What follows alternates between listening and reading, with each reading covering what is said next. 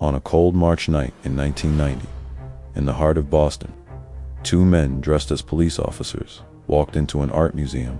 Within 81 minutes, they carried out the greatest art heist in history, minus 13 priceless masterpieces, vanished into the night. Not a single one has ever been found. Over $500 million worth of art, gone forever. This is the story of the Isabella Stewart Gardner Museum. Heist, a mystery that has haunted the world for more than 30 years. You're watching NEXION. Subscribe now and join us as we unravel one of the greatest unsolved crimes in history. Part 1. The Museum and its founder. Isabella Stewart Gardner, a wealthy Boston socialite, passionate about art, built her own museum in 1903. She collected rare paintings, sculptures, manuscripts, and artifacts from all over the world.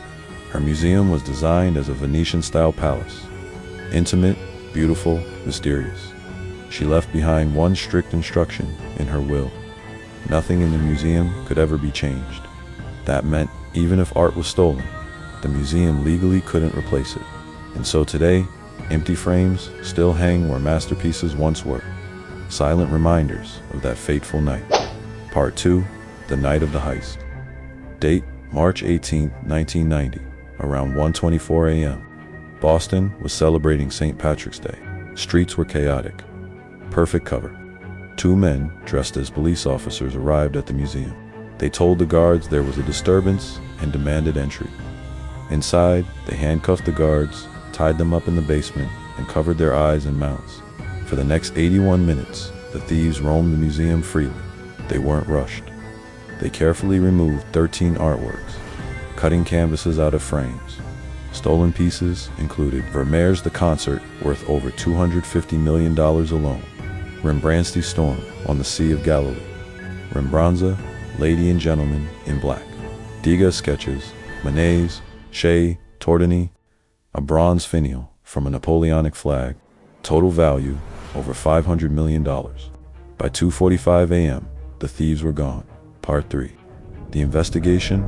When the staff arrived the next morning, they were met with horror. The museum was in chaos. Empty frames hanging on the walls, glass shattered, priceless canvases gone. Police and FBI rushed in.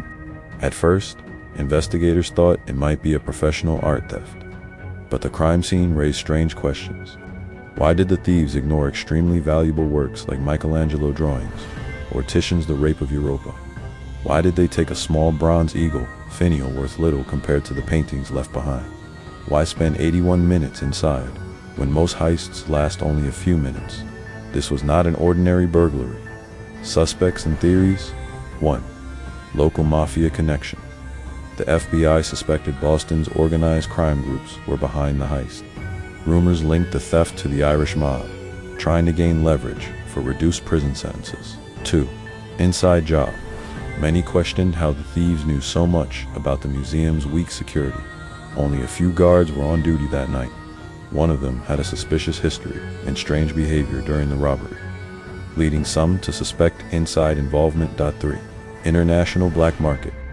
Some believed the paintings were smuggled out of the U.S., sold to private collectors willing to hide them forever.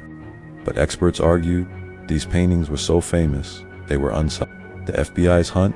The FBI launched one of the largest art crime investigations in history. They raided mob hideouts, questioned art dealers worldwide, followed leads as far as Japan, Ireland, and France. But every trail went cold. Years turned into decades. The paintings never resurfaced. In the underworld of organized crime, art is not just beauty, it is currency. Paintings become bargaining chips, traded for drugs, weapons, or even freedom from prison. But in the case of the Gardner heist, every lead collapsed into silence. Part 4. The empty frames and the reward. Inside the Gardner Museum, there is a silence unlike anywhere else. On the walls where masterpieces once hung, the museum staff has left behind empty frames. They are not mistakes. They are not forgotten. They are deliberate reminders. Why? Because Isabella Stewart Gardner's will strictly forbade any changes to her collection. Nothing could be moved, sold, or replaced. It is a haunting sight. The reward: to recover the lost art. The museum and FBI have offered one of the largest rewards in history: $10 million. At times, they even offered complete immunity from prosecution for anyone who returned the art. So today, 30 years later, visitors walk through the museum and see bare frames, surrounding empty space, waiting for their stolen paintings to return. Yet, not a single piece has been recovered. The silence remains unbroken. A mystery frozen in time.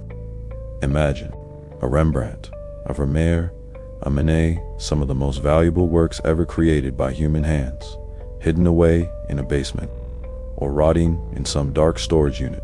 Priceless art, unseen for decades, while the empty frames in Boston wait like open wounds on the walls. The Gardner heist is more than just a crime. It is a ghost story.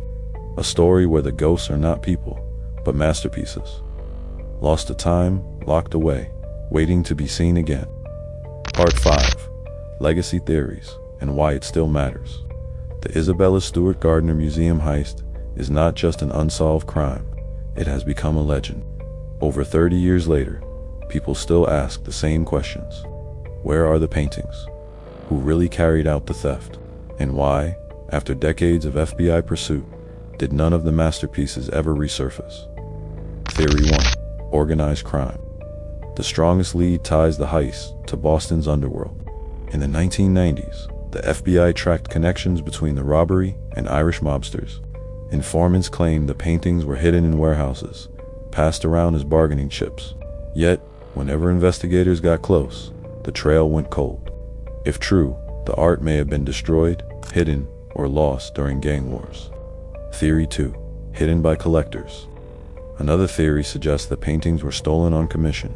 Wealthy private collectors, willing to risk everything, may have ordered the theft. But most experts argue, masterpieces as famous as Vermeer's The Concert are impossible to sell. If this is true, the artworks may still be sitting in a secret collection, unseen by the world. Theory 3. An inside job. Suspicion has long surrounded the guards. One of them broke protocol that night by letting the police inside against museum rules. Was he tricked or complicit? Theories swirl, but no charges were ever filed. Why it still matters. The Gardner heist is more than just the world's largest art theft. It is a reminder of how fragile our cultural heritage can be. 13 masterpieces vanished in 81 minutes. Decades later, the museum still mourns their loss. Empty frames hang like scars on the walls, proof of what was taken. Every visitor feels the same haunting presence. Art that belongs to humanity, stolen from sight. Closing narration, NEXION style. March 18, 1990. Two men walked into a museum and vanished with $500 million in art. They left no trace, no answers, and no return. To this day, the frames hang empty. The art world waits, and the greatest heist in history remains unsolved. This was the story of the Isabella Stewart Gardner Museum heist, the crime that stole not just paintings, but pieces of our shared human history. You've been watching NEXION. If mysteries like this capture your imagination, subscribe now and join us as we uncover the world's most haunting, unsolved stories.